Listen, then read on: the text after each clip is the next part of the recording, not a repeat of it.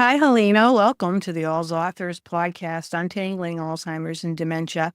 How are you today, all the way from Australia? Very well indeed. I'm very excited, even though it's midnight here. I'm bright and bubbly and very excited to speak with you. We're so glad that you could accommodate our three different time zones to get this podcast done. So that's really exciting. We haven't had too many opportunities to meet with people from Australia. It's quite unique experience. So welcome and thank you.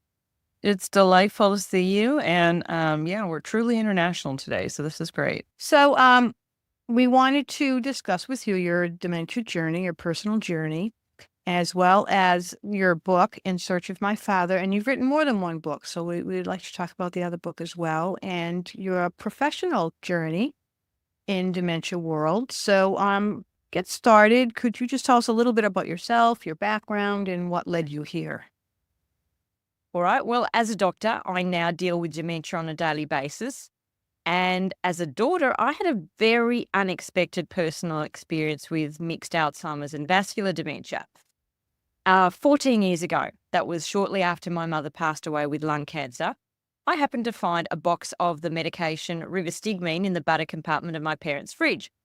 Rivastigmine, which has several brand names, you might know it as probably donezepam or Exelon. It's what's known as a cholinesterase inhibitor, and that's a drug that reduces the breakdown of the neurotransmitter acetylcholine. And I knew that it was sometimes prescribed in the early stages of Alzheimer's to temporarily slow worsening of symptoms. But I didn't know anyone who had Alzheimer's. So I asked my father who the patches were for. And he says to me, "Oh, your mother said they were good for my memory. So I stick one on every night. I don't know that they do much, but as long as I took them, happy wife, peaceful life."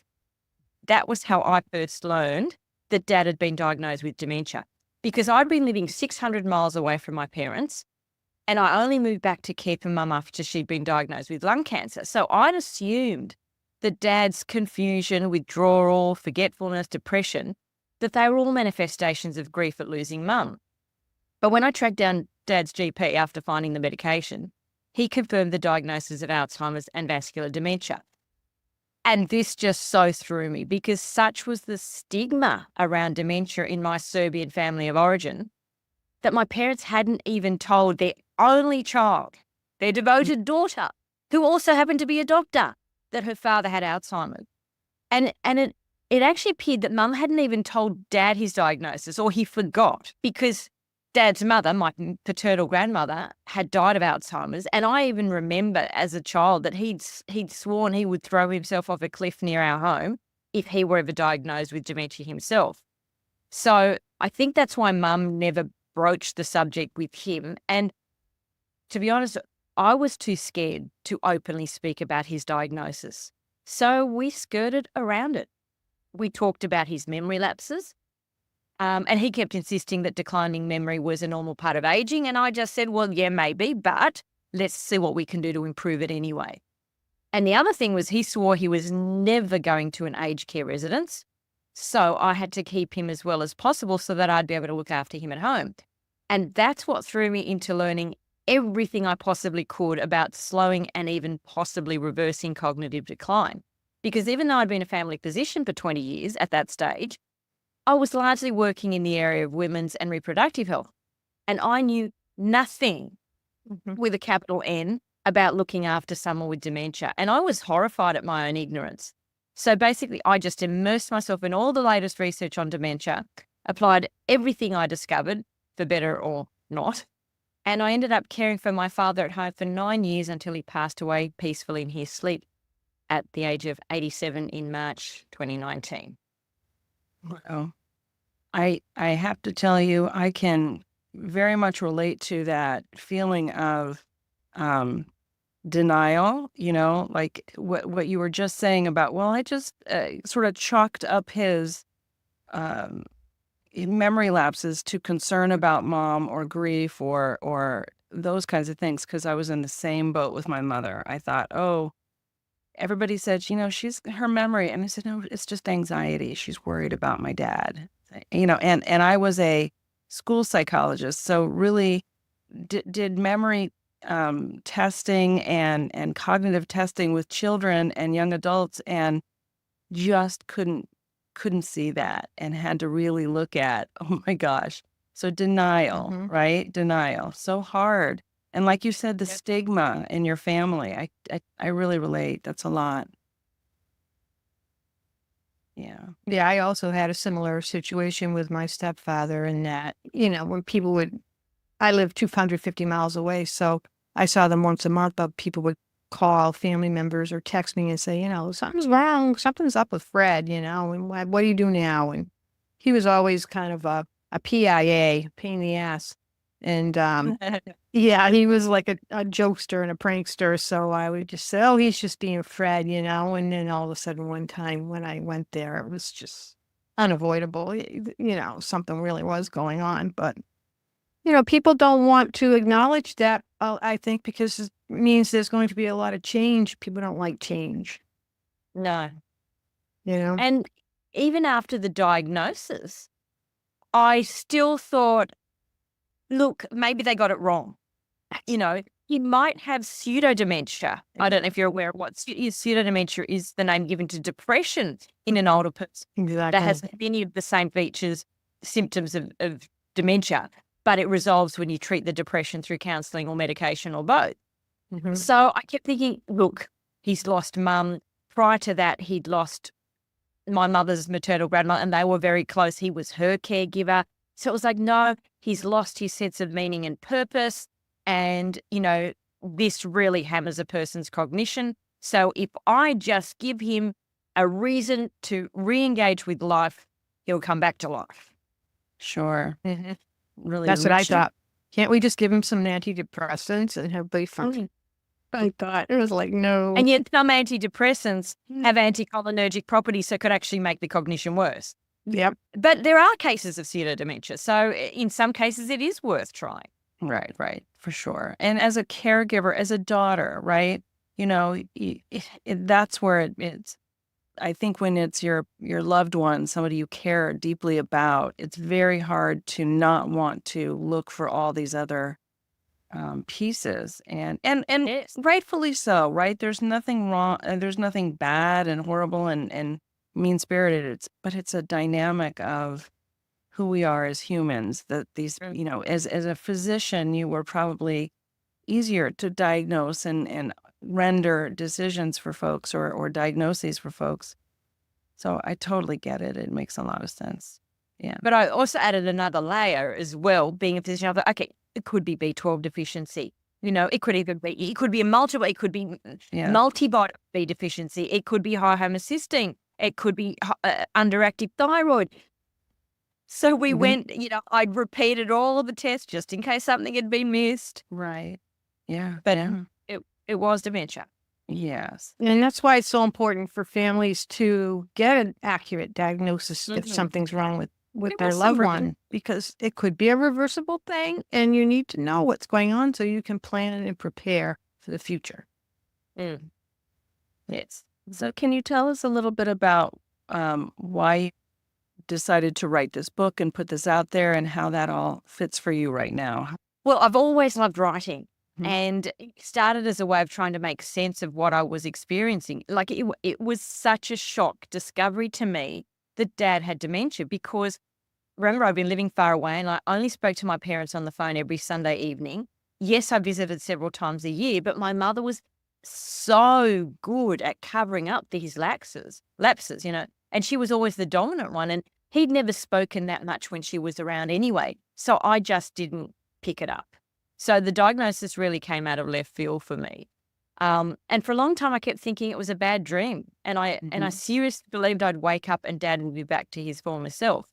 Mhm. So I just write down, what happened that day, what I should have done, what I shouldn't have done, all the things that I was feeling. And when I opened my computer every night, there was the previous day's reflections. And I eventually came to accept that this was my new reality. And then the writing became a way of staying in touch with my friends, because I didn't have time during the day. I was totally preoccupied with Dad. And I would just write about what I was experiencing. And after a while, friends started to say, you should put all your stories in a book. And do you mind if I forward this to someone else I know who has also just got a family member diagnosed with dementia, your stories are really funny and it would also be useful to carers. And so that's where the book was born. And it is part personal diary, it's part scientific treatise, and it's part practical guide. And it's woven together with humorous anecdotes because I didn't want it to be a heavy or difficult or depressing read. And probably the most common reaction I get is, oh, I didn't really, somebody gave me your book and I didn't really want to read it because I thought I don't want to read something depressing about dementia. Mhm. And then from page 1, I was laughing. So, everyone says they laugh out loud when they laugh out loud when they read about my bungles. And the other thing, Dad had such a sharp sense of humor, which I just didn't want to get lost. And that's really surprising that he retained his sense of humor till the end, because understanding humor is a complex, cognitively demanding skill. And it's actually, in some cases, I've read research that says, 9 years before they get the diagnosis, sense of humor is one of the first things that goes. Sure. But above all, I think the book, in retrospect, what I realized the book, and this is why I then called it In Search of My Father, it is an account of searching for my father, the man beyond the diagnosis. And I was searching for the loving bond that Dad and I'd had when I was a child, and which I hadn't realized had eroded over the decades that I'd been living such a long way from my parents. And I went down the self-publishing route, and I engaged a publishing project manager who organized the printing and distribution of the book. And he liked the book so much, he wanted to get to know the author. And he's actually been my partner for the last 13 years. Oh, There was an Alzheimer's love story, but I haven't written about that one. that's fantastic. nice. That's really great. That's wonderful. That's awesome. Oh my gosh. And I Well, just want to say something to other writers. Ironically, when I was seeking general advice from traditional publishers and other authors, they all told me that my book would never work Mhm. because it mixed genre and no one would know how to classify it. Like, was it Mhm. self-biography, autobiography, memoir? They just put in the too hard basket. And the irony is, readers' feedback is that the mixed genre is exactly what makes the book so appealing, because it shows how I put into practice everything I preach and how even with the best intentions, things don't always work out the way we plan. So it's real. It's not just a doctor talking about how to, reduce your risk of dementia and how to best care for somebody. It's, well, I tried this and, the literature said it would work, but this is how it didn't work out for me. And it's managed to sell over 10,000 copies through largely word of mouth. Wow. So That's I want to fantastic. tell others, don't let anyone tell you, and we've got a small population, well, compared to you. So don't let anyone tell you that your book won't work. Follow your intuition. If it's really written from a place of genuine heart and truth and wanting to share and help others, it'll Mhm. work. It'll speak to Yeah. someone. Many people many of the authors in our organization have had the same experience. I know I myself did. I wrote a novel and I couldn't get anybody to take a look at it. Nobody wanted to read about Alzheimer's, but when I published it myself, all of a sudden, people found it and people liked it.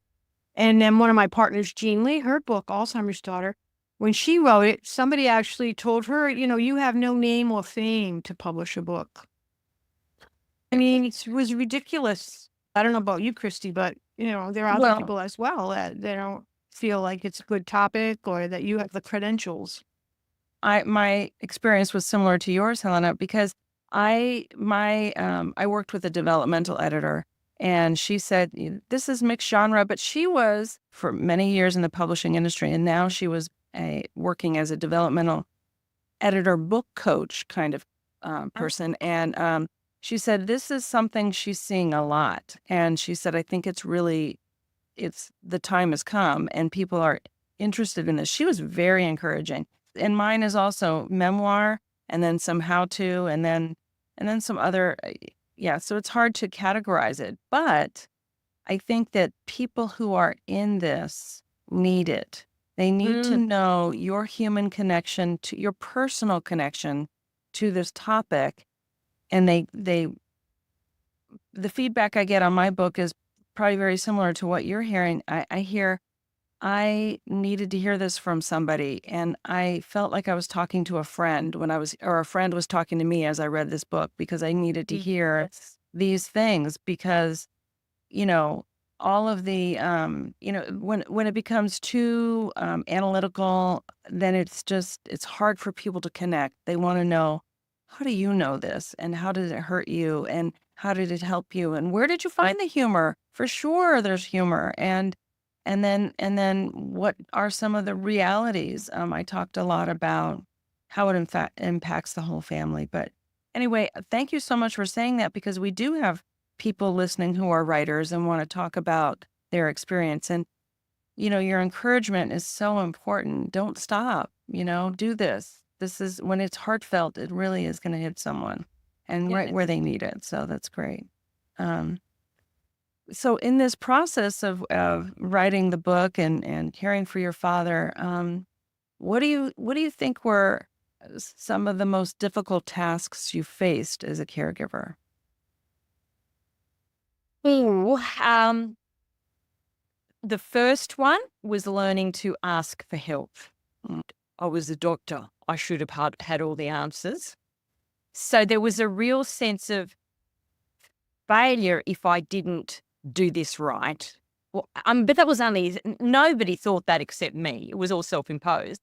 But I was actually fortunate enough to get a wake-up call early in my caregiving journey, because I ended up in only months. Like, it only took 6 months.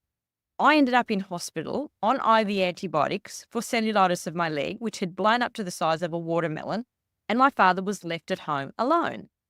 And up until that point, I had never been in hospital before. I just didn't get sick. But here I was with an immune system that had completely broken down, because I was an only child. At that point, I didn't have a partner. I was just doing it all alone. And I quickly realized that if I was no good to my father, if I was no good to myself. So that was a hard way to learn the lesson, but at least I learned it early. And then I just it's like learning to ask for help was one thing, and also learning to ask for very specific help, because people actually want to help, but they don't know how. So it's being really specific. And I'm pretty sure you've covered this with other authors, but it's worth repeating. It's not, people, want to help. So you have to say, look, do you know what would really help me? Do you mind just coming and doing some Sudoku or crosswords, or even just sitting watching TV, or taking Dad to the botanical gardens, just so I have an hour, to go to? Because the second really important thing for me was the self-care part, spending time in nature.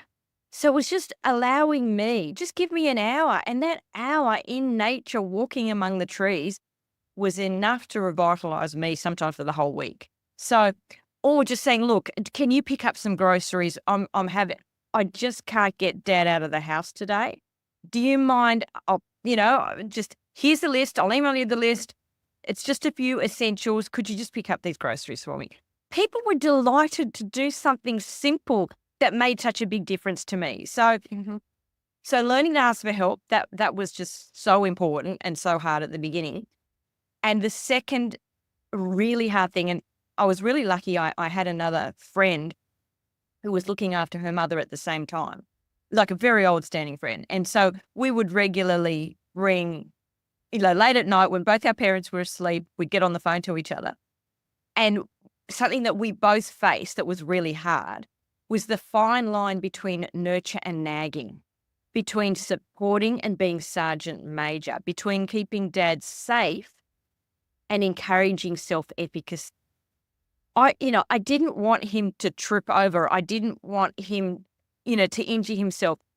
But at the same time, it was so important that he kept physically active, that he did strength training, because the stronger our muscles, the stronger our mind. The link between strength training and memory and cognition now is unequivocal. And, one of the fastest ways to erode your brain is to just let your muscles waste away. So, I had to, make sure that he was physically active, but at the same time, I wanted to make sure that he wasn't going to injure himself. Driving was another issue. Food was another issue. I really wanted to get nutritious food into him. But I also recognize from the research that a good relationship with him, not being stressed, peaceful, joyful meal times filled with laughter were actually more important than getting the broccoli into him. Yeah. And that was hard coming from a physician's perspective, because as a physician, you're trained that the practical things are the most important. And I think this is the biggest problem with aged care residences, nursing homes, however you call them, is they task oriented. They've got to tick off the shower and they've got to tick off the meals. But it'd actually be more important to sit down and have a chat than to force them into the shower. Like, who cares if they miss the shower in a couple of times a week? That human connection is more important. So that fine line, to this day, I find that the hardest thing, the fine line between supporting and taking over. So true. So true. It's connection. It's connection that's so important. And I use the phrase connection over correction. We want to say, no, Yes. especially when they misspeak or they say, no, I don't know that. Yes, you do. And we want to correct rather than saying, say more, or, oh, that's interesting. And just the connection is what is so vital. Absolutely. I like what you said. Nurture versus nagging. That's very good. Yeah. Yes, absolutely. Yeah. And the asking for help is so key. And that's so incredibly important. Absolutely. And the other thing too, I learned, it doesn't matter if somebody doesn't do it as well as you. It doesn't. Yeah. They may not make the meal exactly as you, they might not make, the meatballs the way you would have made them. Who cares? Like, we've got to really get our priorities right. Exactly. Exactly. There's this sense that, well, it has to be exact because this is what he's used to. And in fact, just like children, and I don't like to equate that, right? Because we are talking about our adults, and this is how we should, I believe, honor them as the adults that they are. But humans, I guess, we all get into our routines, but you're absolutely correct. But being childlike is a positive. Being playful is a positive. So I don't see that as a negative. Yeah. No, I get that. I'm thinking about when sometimes I'll hear people talking to their elders as if they were toddlers, and we maybe need to think about how we do that. But what you're saying too, this is so key for caregivers is your person will be able to do more than one, this thing more than one way. They really can. Yes. And yes, your meatballs might be different. And in fact, you might decide you're going to cook something else. That's okay. Yes. We've been talking about, you were saying self-care, getting out into nature. What were some other things that were self-care activities that were so critical for you? Number one, having a gratitude practice. So every morning before I woke up, I would, depending if I had the time, I would write it down. And if I didn't, I would not get out of bed until I reflected on at least 5 things that I felt profoundly grateful for. And I'm telling you, that absolutely changes how I approach the day.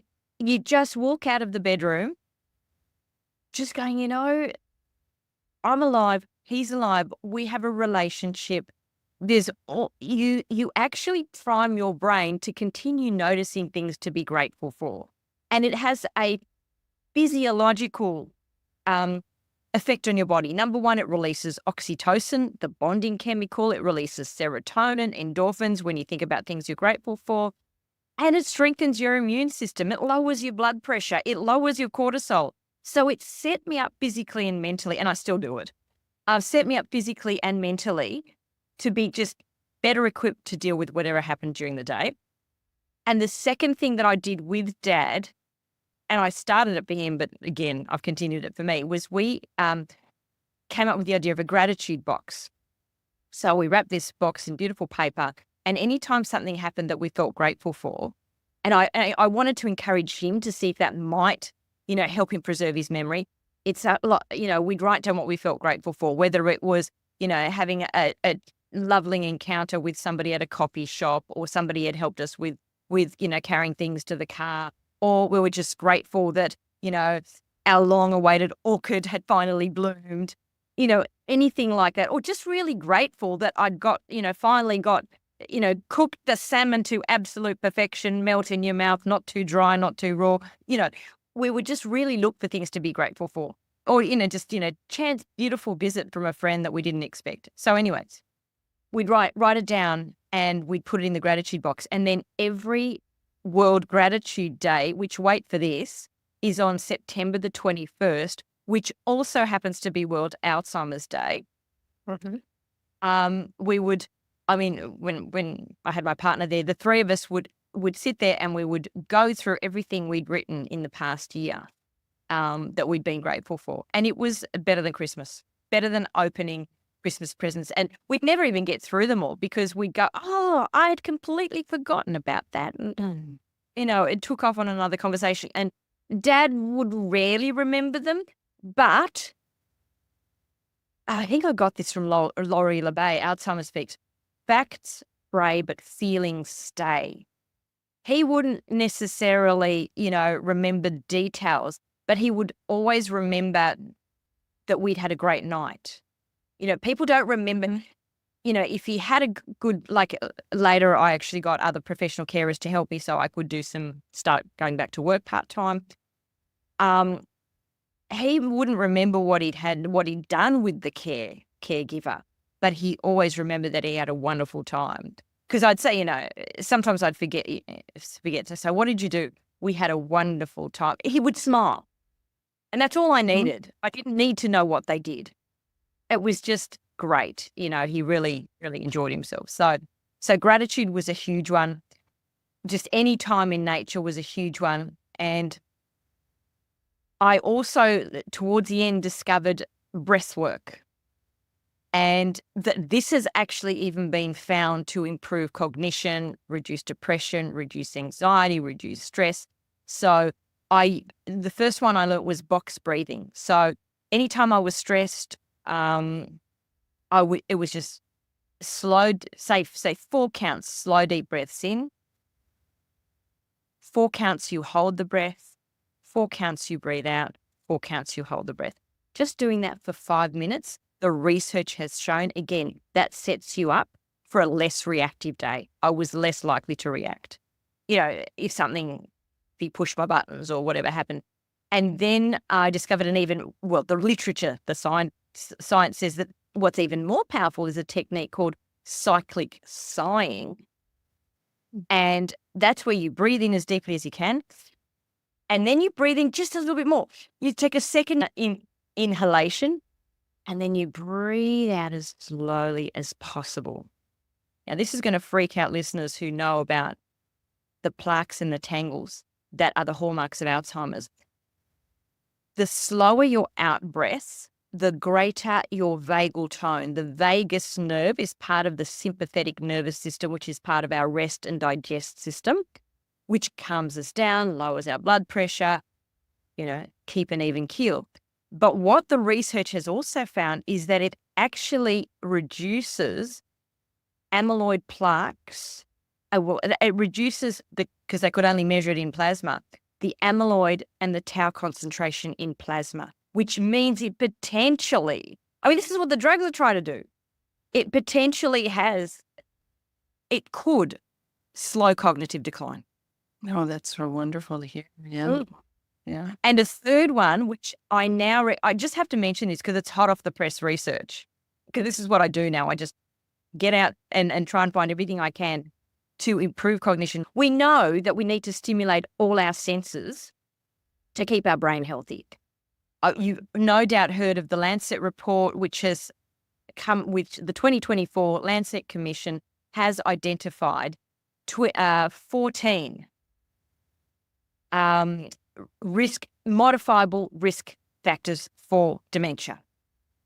And I won't go through all 14 of them, but one is untreated midlife hearing loss. Okay. So if you get your hearing, this is a simple one. Get your hearing checked. If you need hearing aids, get hearing aids. Now, Dad had needed hearing aids for years, but he just refused to wear them. So Mum had given up. When I took over care, right at the start, I didn't realize hearing loss was such a big deal. When I read that research, okay, that was a battle that I was then, you pick your battles. That was going to be a non-negotiable. And so he still wouldn't wear them. So what I had the audiologist do, he was a lovely 80-something-year-old man who came to your house. So I said, okay, the only way we're going to do this is if you make me a fake pair of hearing aids that look exactly like his. And so every morning I go, look, this is really important for everybody, okay? I'm a doctor. I know these things. I'm wearing them. You're wearing them. So we put one in my ear, one in your ear, one in my ear, one in your ear. So it was like I was wearing earplugs to the morning. But at least it was like, well, if my daughter's doing it, then I'll do it. And then, when he wasn't looking, I'd take them out. And with my hair, you couldn't tell. And then after a while, once he got used to it, he got used to it as part of his routine. But the point I'm trying to make is looking after our hearing, looking after our vision. Untreated vision loss is also a risk factor. But the biggest one of all is untreated loss of smell, which is called olfaction. And they've now found that with olfactory training, and I'll explain what that is in a moment, but it's basically exercises to improve your smell have actually been found to massively improve cognition, whether you're young, whether you're old. It is the most powerful intervention. It's got better, if you compare what aducanumab, lecanemab, donanemab, they at best slow decline in some people by maybe 30%, maybe. Slow decline. They don't improve things, they just slow decline. Whereas the actual stimulating your sense of smell actually improves cognition, improves scores in memory tests. So you can do it one of several ways. One is you get, say, 4 different smells, and every night for 20 seconds, lavender, cloves, rose, eucalyptus. It doesn't matter as long as you find it pleasant and as long as it's a pure smell, not a mixed berry or a mixed citrus. It's got to be lemon, not citrus. So you stimulate yourself 20 seconds each night for 4 different smells. But the easier one is you buy a diffuser and you put your essential oil in there for 2 hours while you sleep. End of story. That's how they did it in the research. So now every single Alzheimer's patient, that's one of the first things I tell them to do. Wow. Wow, that's so Interesting. fascinating. Yeah. Yeah. I would put lavender on the dementia patients. Mainly, my objective was to try to keep them calm, Yes, that too. but it was kind of like the same thing. So a little lavender oil on their clothing or on a cotton ball that would be near them, so they could smell it. Well, and I took a course for a dementia care specialist. So I took that certification, and one of the things they recommend was using essential oils to stimulate different things. Like there are some aromas, essential oils that really stimulate the desire to eat. And so sometimes you'll have people who refuse food. So, finding things that can help people, and definitely the lavender for calming, but, some other ones that kind of, and colors too, just different things. But it's just that, our senses are so tied to our memory. So that's critical information. That's really great. Thank you. Yeah. Yeah. That's a good point, Christy, because people who no longer feel like they want to eat, people who have dementia, one of the first start of digestion is smell. Like as soon as you smell like your meal is coming, it all of a sudden it wakes everything up. It's like, oh, we're going to eat now, and it starts getting your gastric juices going and the digestive process rolling. But if people aren't smelling that, that's not going on. Yeah. Right. So maybe they don't realize, oh, this is something I want to do. This is good. Right. The other thing I found with Dad was, I'm pretty sure everybody listening knows the power of music in terms of stimulation.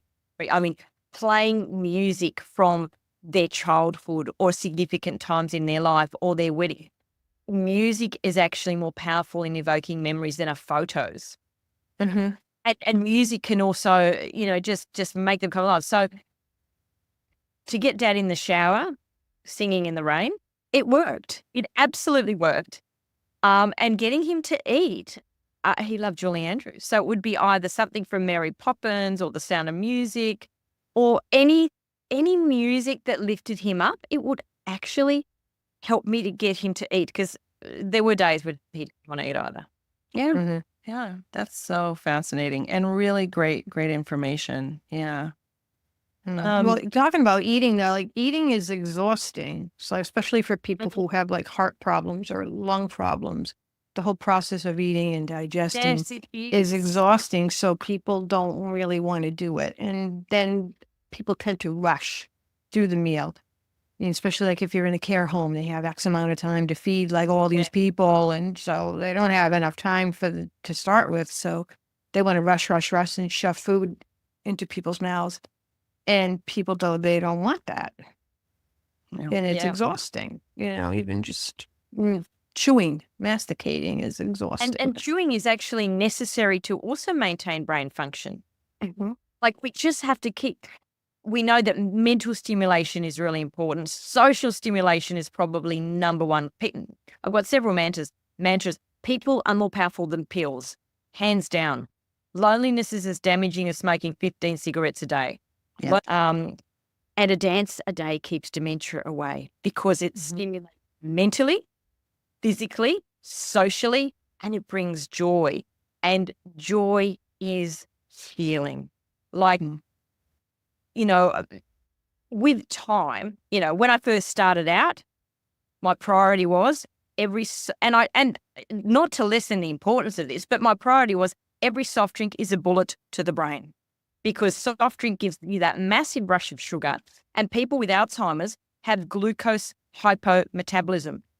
Number one, they can't use sugar for fuel as well as they used to. So there's no point filling them up with sugar, even though they crave it because their brain is lacking in energy.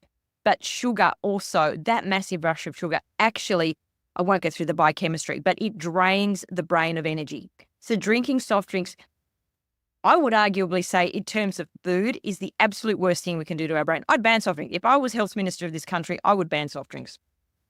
I'd make them illegal because I just think they're that damaging. So Dad subsisted on lemonade. Like he only drank lemonade and coffee. The coffee I was fine with the coffee, but I was not fine with the lemonade. And so of course he wasn't going to give it up. And what does his daughter know? I've been drinking lemonade all my life. It's done me no harm. So I used to dilute. I'd always pour it out. And so we'd start with, probably, 4/5 lemonade and 1/5 sparkling mineral water. And when he got used to that, each time I would just, I'm talking, this took months. It didn't happen over a week. It took several months. And I diluted the lemonade until he was just drinking mineral water. And dementia probably helped. He'd forgotten that he ever even drank, lemonade, and then mineral water became the staple. So, but the point I'm trying to make is, in the early days, it was ticking boxes for me too. And then in the later stages, as the more I cared for him, yes, we give your brain a reason to stay sharp, and it more likely will. Like, we did volunteer work with Meals on Wheels. We were the dad and daughter team. That was amazing for him. That gave him a helper's heart. I was obviously the driver, and he would take the food, to the people in the door. And sometimes we were their only social contact. It was just heartbreaking. And we'd always come home feeling gratitude that we had each other, that we had friends, that we were regularly socializing with people. So anyway, what I'm trying to say is I soon realized that joy is the greatest healer of all. That just what can you do to spark joy? Doesn't matter what it is. What can you do? Try not to make it a sugary treat because it's a backhanded thing. Too much sugar and you are going to make them worse. But just what is something that they really enjoy? Yeah. Whether it's walking, like Dad loved Bunnings. Oh, you probably don't know what Bunnings is. It's a hardware store. Just walking the aisles of Bunnings. Now, I couldn't think of anything more boring, but just walk. It got his steps in. It was physical exercise. It was like, sort of going, oh, what might we fix around the house? Not that we were ever going to do anything to the house, but all I'm saying is, walking him through Bunnings. So what if I found it boring? The joy it gave him compensated the boredom of the me. Yeah, that's fantastic. That's fantastic. So true. All of this is just wonderful tips, I think, that people are going to walk away from after listening to you. Helena, it was great. Thank That's you. great. That's my goal. Yeah. So did you prepare something to read? Oh, yes, From I your did. book. I certainly did. I thought I might read the foreword, which is just a page, because that sort of sets up the book. And then I would read, depending on the time, 1 or 2 really short chapters to give you an illustration of some of the stuff I recorded. So, okay. So here's the foreword. And I always had a quote, an inspiring quote at the start of each chapter. So this one's by Robert McKee. People are not inspired to act on reason alone. In a story, you arouse your listeners' emotion and energy. We are the architects and builders of our own brains. For millennia, however, we were oblivious to our enormous creative capabilities. We had no idea that our brains were changing in response to our actions and attitudes every day of our lives. So we unconsciously and randomly shaped our brains and our latter years because we believed we had an immutable brain that was at the mercy of our genes. Nothing could be further from the truth. The human brain is continually altering its function, cell number, circuitry, and chemistry as a direct result of everything we do, experience, think, and believe. This is called neuroplasticity. With a wealth of research and clinical experience as its foundation, this book began as a step-by-step guide to molding our brains into lifelong peak performers. A peak-performing brain means we're sharp, focused, creative, and resilient. It means we're fast learners, resourceful thinkers, and effective problem solvers. It means we have a good memory for the duration of our lives.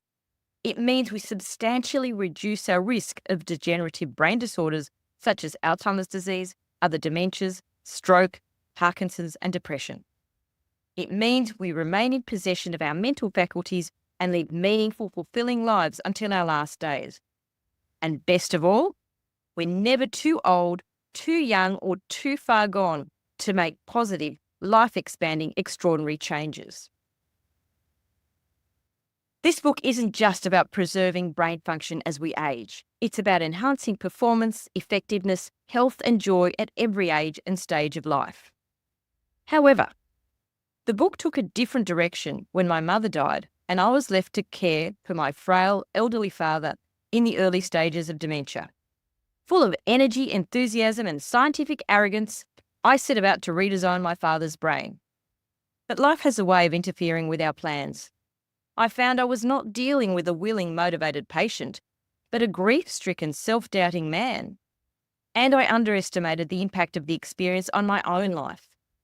Eventually, I stopped resisting the hand that life had dealt me and learned to fuse my personal trials with my medical training. The result is this book, which weaves science into story, reflection into research, past into present, and humour into healing. The interplay of science and personal story, in which the names have been altered to respect privacy, allows you to switch from analytical left brain evaluation of the facts to a right brain creative exploration of the possibilities for your own life. Stories are more powerful in effecting change and making messages stick than is straight knowledge. Knowing something is great, but implementing knowledge is the real goal. That's so powerful. Yeah, thank you. That was fantastic. Now I have to buy it. And I thought I'll just share a really short story of just some of the things that we got up to. So the chapter is called Ironing. And the quote is from Thomas Edison. I'm not discouraged because every wrong attempt discarded is another step forward. Having just completed 2 huge loads of washing, I was faced with a large pile of ironing, mostly my father's clothes, because I generally don't buy something if it needs ironing. In particular, I had to iron the shirt Dad would wear to the opera on Saturday. I'm just going to interrupt here. The other thing I did was to look for, there's all these resources out there that we don't know. That's something you often say, that are so helpful. Now, I don't know if you have it in your country, but we have something called the companion card. And that means whoever takes the person with it's got to be a permanent disability. It's got to be dementia or a permanent disability. The carer does not pay for the opera, for the ballet. These things are expensive. Opera, ballet, movies, entry to thing, anything that you want to go and do, the companion goes for free. So this was my bribery. Like, I did take Dad sometimes, but I didn't particularly like the opera. I was happy with the ballet. I liked that. I was happy with the symphony, but the opera. So, I would offer this, would you like to see this movie with Dad? Would you like to see the opera? And this was, older ladies who were on their own, who just thought this was the best thing because I only had to pay for Dad. I didn't have to pay for them. So it was a win-win. So anyway, I'm just telling people, if you just see if you've got something like the companion card, which is like gold. Okay. So for years, my mother had subscribed to the opera with a woman I'd never met. When my mother died, I phoned my mother's friend and asked if she'd consider going with my father instead. She agreed on the proviso that because she was 90 years old, sharp as a tack, we would pick her up and bring her home after the performance. I agreed and found her to be a delightful woman, so I didn't mind playing chauffeur. As soon as I pulled out the iron, my father asked what I was doing. Well, the shirt you plan to wear to the opera needs ironing, and your other clothes from the wash could do with it too. Oh, you don't need to do the ironing, he informed me. Your mother never did the ironing. I take it to a woman who lives a few blocks away, and we pay her to do it. Oh, that sounds good, I said. But will she get it done by Saturday? Yeah, she does it straight away, and I sit and chat while she works. She's by herself most of the time and appreciates the company. Do you mean to tell me you stay the whole time while she does the ironing? I try to suppress the glint in my eye. Even if it's a few hours worth? Well, it's never been a few hours worth of ironing, but yes, I feel I'm doing my bit of social service if I stay and talk to her. How lovely of you. I think that's admirable. Do you want to give her a ring? No, I'll just take it straight there. She's always home. Wow, a few hours to myself. It was going to be a luxury I hadn't enjoyed in a long time. The list of things I could accomplish flashed before my eyes, and before I knew it, I was pulling out as many shirts and shorts of my own that I could crump and add to the pile. I managed to fill an entire suitcase. There you go, I said, presenting the load to my father. I'll wheel it to the car for you. And here, take her a box of chocolates. See you later. The door clicked shut, and I was on my own. I felt like a kid in a lolly shop. My bliss was soon shattered. Dad returned within 15 minutes, suitcase in tow. Isn't she home? I asked. No, she's in hospital having surgery on her leg. I happened to bump into her daughter, who had arrived to collect the mail, so you'll have to do the ironing after all. I felt ill, not only because I'd lost the gift of a few precious hours of solitude, but because I'd wickedly crumpled up my own clothes to add to the workload. 2.5 hours later, I was ready to hurl the iron over the back fence. Yeah. Oh my gosh. Oh, That's always the that's way. excellent. Thank you so much for sharing that story. It's great. And though that tip too, I know that my brother's disabled and he wants to take like a cross country tour on the Amtrak, and he keeps telling us, I can bring a carer for free, So I think those are some things that might exist here, but I never really ran into it. What about you, Christy? Did you ever have that? I'm not aware of it, but I'm like, okay, we're going to find out. So yeah, that's a very And good. it might be a state, but like this was a national thing, so it didn't matter where you lived in Australia. It was, you could go anywhere, interstate, whatever. For sure. But in the US, it might be a state by state thing. Who knows? Yeah, and it could even be county level. There's so many facets, but I mean, there are definitely programs to help people, and it may be matinees and things like that. But yeah, that's really worthwhile checking out, because I think those kinds of things are very important for people. And yeah, great. Yeah. I just realized last week we went on a hike in one of the state parks and they had some kind of golden age pass or whatever. So seniors, and it was like 60 and above Yeah. were admitted free into state parks and things. So that was, it was only $10 savings, but, we appreciated that. Mm-hmm. Yeah. I mean, if that's what gets you out, then Yeah. it's a good thing. And that's nature, Yeah. right? There's your nature. We had a nice Yeah. nature walk. Well, you've given us so much to think about. I wanted to ask a couple other things. If someone were to say to you today that they discovered a loved one had dementia, what would be your response? The first thing I would say is please don't believe there's nothing you can do to improve your loved one's brain function. Don't believe that dementia is an inevitable downhill slide.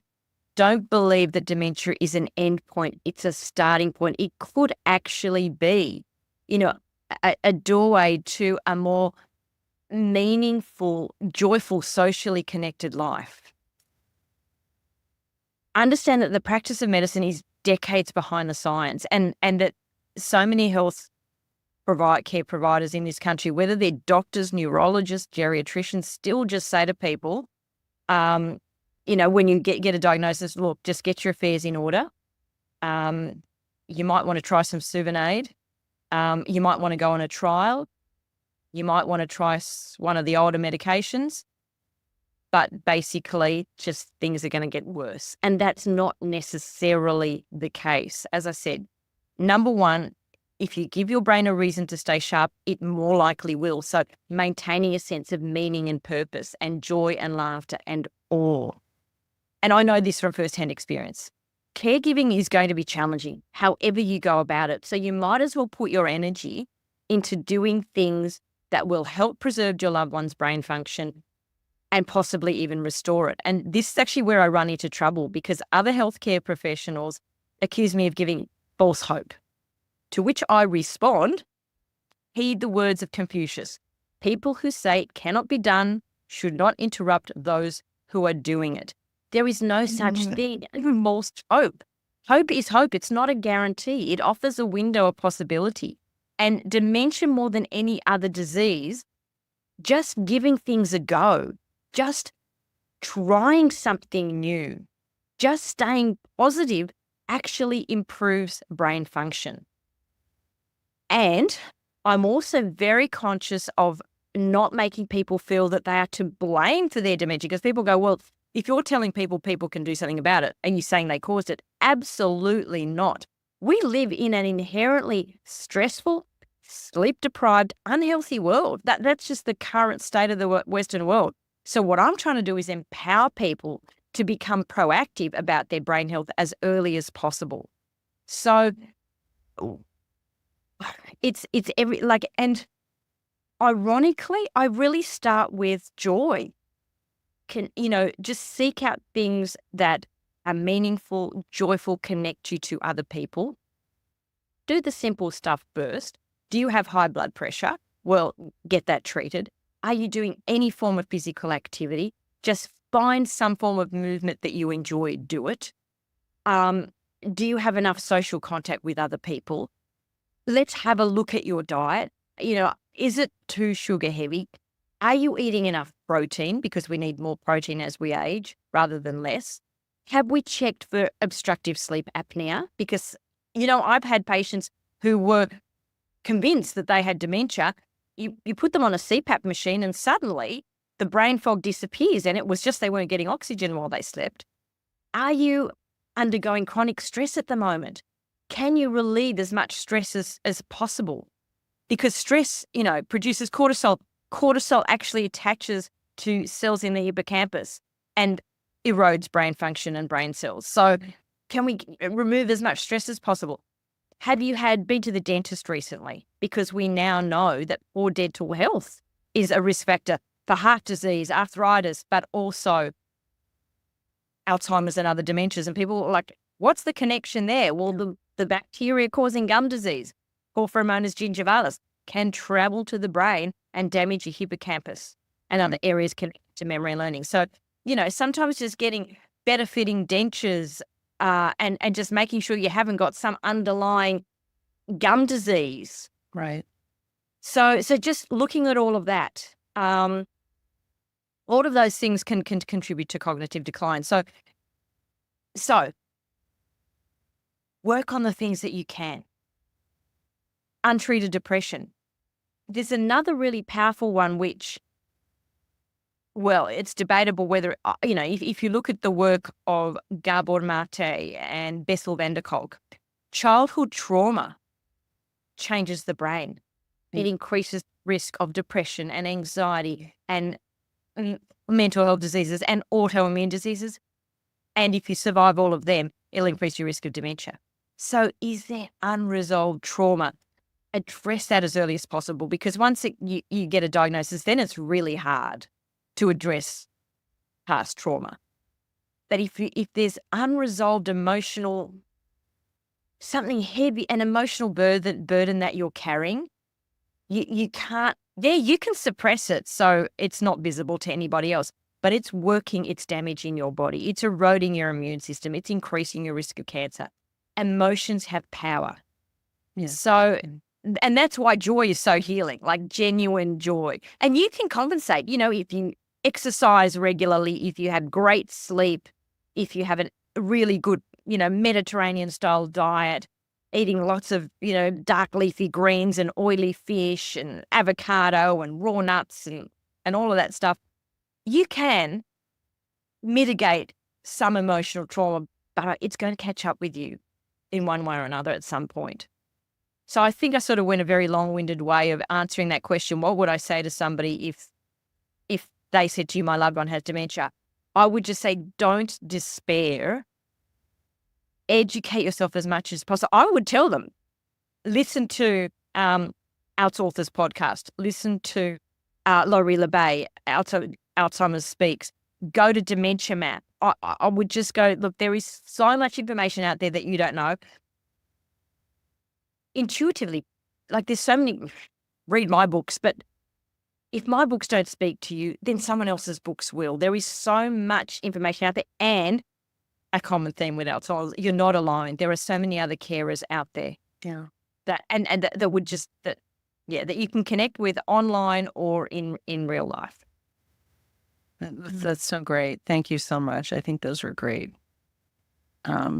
offerings for folks, and just not to despair, because it's really easy to go down that rabbit hole of, oh my gosh, this is just the worst thing possible. And we think of all the terrible things, and yet, and then I think your words are also about not just what you could do for your person, but those are words to heed for yourself, your own life. Like, where are you finding the joy? Where are you finding, how are you eating? How are you sleeping during this time period? Because you're stressed and all of that's happening. And so, really it's an opportunity to kind of right your own ship if you're struggling with some things. So Yes. it's really important. And we Great. know carers are right up there with having the poorest health in the community, because they don't give themselves the nurture they need. And one other thing, I would say to somebody that said my loved one has dementia, one of the greatest gifts you can give to that person is to focus on what's strong, not wrong. Like, continue to reinforce what they still can do.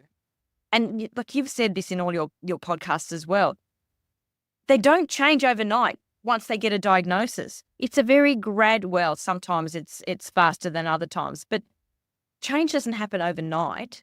And so I love one of your authors, and I don't remember who it was, said, don't take away the vacuum cleaner. Right. You don't suddenly stop them doing everything. You just keep a watchful eye, and you keep encouraging the things that they can do so that they can keep doing them. Right. See if the dad made his own coffee. Can you make, and I would sometimes just go, can you make me a cup of coffee? He'd say to me, I said, oh, I was just about to ask you if you could make me a cup of coffee. Do you mind? I'm really. And it was just so that he would continue to remember. I mean, absolutely. Keep them doing as much as they can, and being, there's some discernment there. Like, maybe you're going to have to take away the paying of bills because those might not be getting done well, Sure. right? But the coffee, That's right. for sure. The vacuuming, absolutely. I mean, yeah, so it's very true. It's keeping them involved and all of that. Yeah, very true. Thank you so much. Excellent. Thank you so much. Is there anything else that you would like to share with our group before we wrap up? Any other last bits of wisdom, things you would like to let people know about what you're doing? Oh, and then I want you to tell us where we can find you and what you're up to. Okay. So currently I am promoting the sequel to In Search of My Father, Okay. because readers asked for it, basically. Yeah, because the first book, In Search of My Father, Dementia is No Match for Daughter's Determination, that really only covered my first year of caregiving. And then people wanted to, and I sort of left it. We were going to get a pet dog, and there were some other scenarios and experiences that hadn't resolved yet. So people wanted to know what happened next. So I listened. And then last year I wrote the sequel, which is Can Adventure Prevent Dementia? A Guide to Outwitting Alzheimer's. Careful choice of words, because you can outwit it. In terms of it doesn't have to rob you, and it doesn't have to rob the carer nor the sufferer of life. And people describe that as the Bible of brain health. That goes into a lot more detail in terms of how to look after your brain, and all a very, very detailed sort of look into how I cared for him and continued to care for him for those 9 years. So that's my biggest focus now is getting the word out about the sequel. God. I've also created brain boosting cards. I call them wild cards, and they're a deck of cards, 20 cards, 20 ways to boost your brain. And you can go to my website and download a PDF of games that you can play with the cards.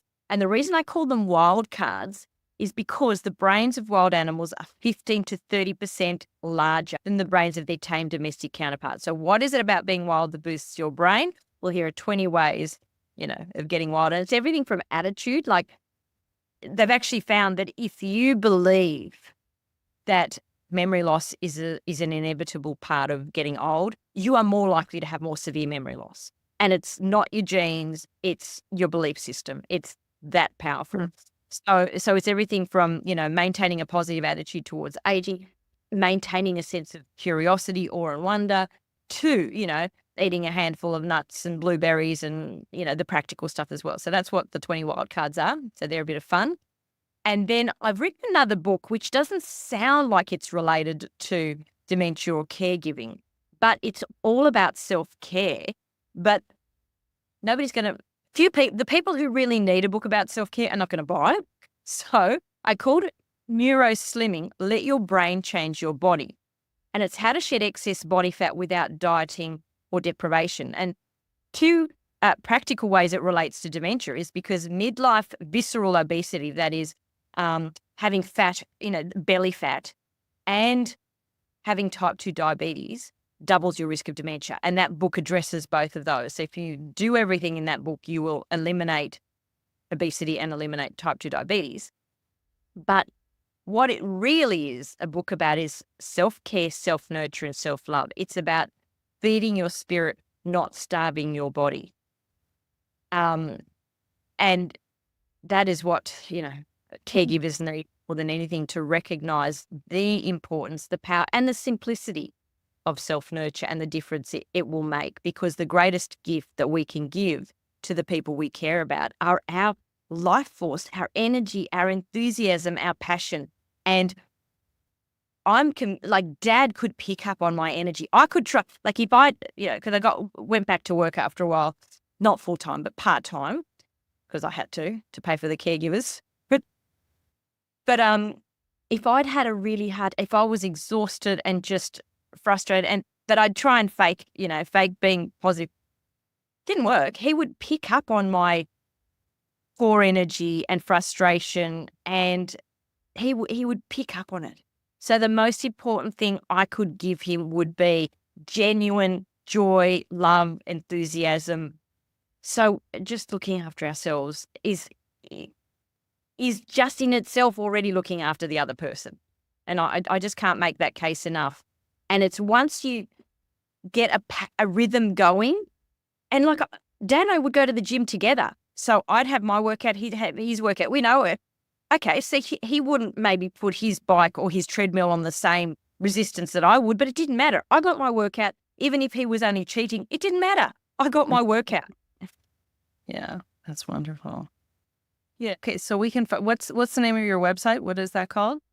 Okay, my website is drhelenapopovic.com. Got it. Or if you want to go straight to the dementia stuff, then it's adventurepreventsdementia.com. Wow. And I have so much free information on my websites. I've got TV and radio interviews I did, talks I've given, articles I've written, and it's all about dementia, brain health, preventing Alzheimer's, and slowing cognitive decline after a diagnosis. And as for my books, you can get all my books as paperback, ebook, audiobook. So Amazon, Kindle, any bookstore, wherever you buy ebooks and audiobooks, or you can get them directly from my website.